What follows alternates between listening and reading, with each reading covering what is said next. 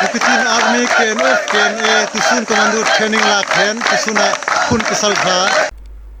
আসসালামু আলাইকুম প্রিয় ভাই এবং বোনেরা, আবারও চলে আসলাম আপনাদের মাঝে নতুন একটু ভিডিও নিয়ে। আজকের ভিডিওর বিষয়বস্তু হলো কারা এই কুকুচিং এবং তারা কেন বাংলাদেশের দক্ষিণ পূর্বাঞ্চল অর্থাৎ পার্বত্য চট্টগ্রাম, খাগড়াছড়ি, বান্দরবন এবং তার পার্শ্ববর্তী জেলাগুলোই কেন চায়, কী আছে এই বাংলাদেশের দক্ষিণ পূর্বাঞ্চলে। তো এসব বিষয়ে জানতে হলে পুরো ভিডিওতেই না টেনে সম্পূর্ণ দেখার অনুরোধ রইল। সালটি ছিল 1971। বাংলাদেশ নতুন স্বাধীনতা অর্জন করেছে। তখন মিয়ানমারের অর্থনৈতিক অবস্থা ভালো না, তাই মিয়ানমারের কিছু রোহিঙ্গা বাংলাদেশে আশ্রয় জমাতে শুরু করেছেন।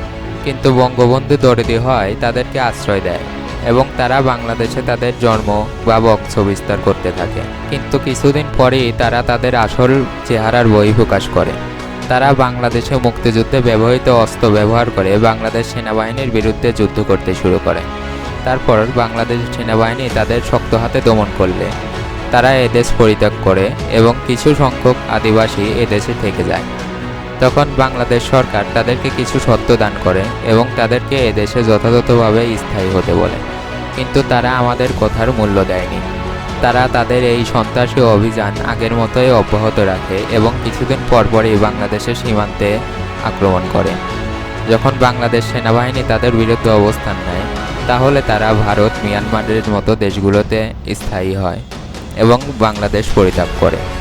কিছুদিন আগেই তারা আমাদের দেশে নতুন করে সন্ত্রাসী কার্যক্রম চালু করতে চেয়েছিল, কিন্তু বাংলাদেশ সেনাবাহিনীর বিচক্ষণতার জন্য তারা এবারও আমাদের দেশের কোনো ক্ষতি করতে পারেনি। তারা আবারও পালিয়ে গিয়েছে, কিন্তু বাংলাদেশ সেনাবাহিনী এবার আর তাদের ছাড় দেবে না। বাংলাদেশকে চিরস্থায়ী এই সন্ত্রাসী বাহিনী থেকে মুক্ত করার জন্য বাংলাদেশ সেনাবাহিনী এখন একটি কঠিন পদক্ষেপ নিয়েছে। বাংলাদেশের তুর্কি থেকে কেনা ড্রোনগুলোর দ্বারা বাংলাদেশ সেনাবাহিনী কুকিচিং বাহিনীর অনেক অস্ত্রবাহী আস্তানা খুঁজে বের করে শনাক্ত করেছে এবং সেই আস্তানাগুলো থেকে অস্ত্র উদ্ধার করেছে এবং তা জিম্মি করেছে। তো কুকিচিং এর আদেশ অনুযায়ী তারা আবার 26-27 তারিখের দিকে দেশে আরেকটি হামলা চালাতে পারে। তাই বাংলাদেশ সেনাবাহিনী তাদের কঠিন হুঁশিয়ারি দিয়ে দিয়েছে এবং তারা আর এই দুঃসাহস করবে না। তাই বাংলাদেশ বিজিবি চট্টগ্রাম অঞ্চল কিংবা পার্বত্য অঞ্চলগুলোতে কঠোরভাবে দায়িত্ব অবলম্বন করছে। বর্তমানে বাংলাদেশ সেনাবাহিনীর উপর দিয়ে একটি কঠিন দায়িত্বের বোঝা যাচ্ছে।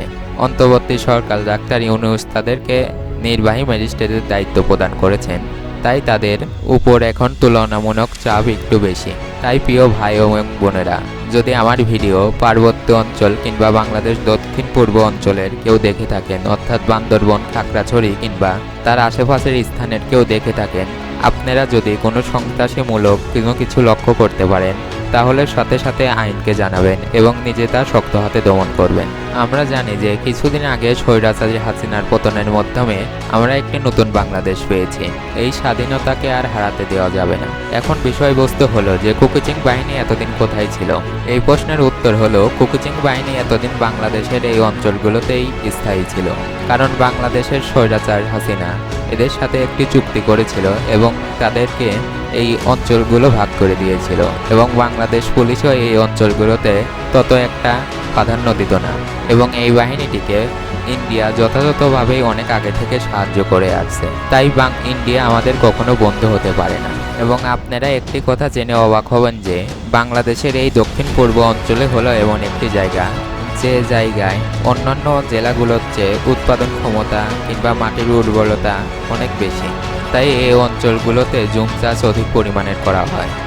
তাই তারা চাচ্ছে যে এই উর্বর জমিগুলো তারা দখল করে ইন্ডিয়ার সাথে চুক্তি করে তারা এই জায়গায় একটি নতুন দেশ গঠিত করবে এবং সেই দেশের নাম দেবে কুকিচিং দেশ।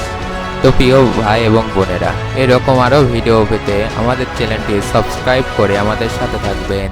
দেখা হচ্ছে পরবর্তী ভিডিওতে। আল্লাহ হাফেজ।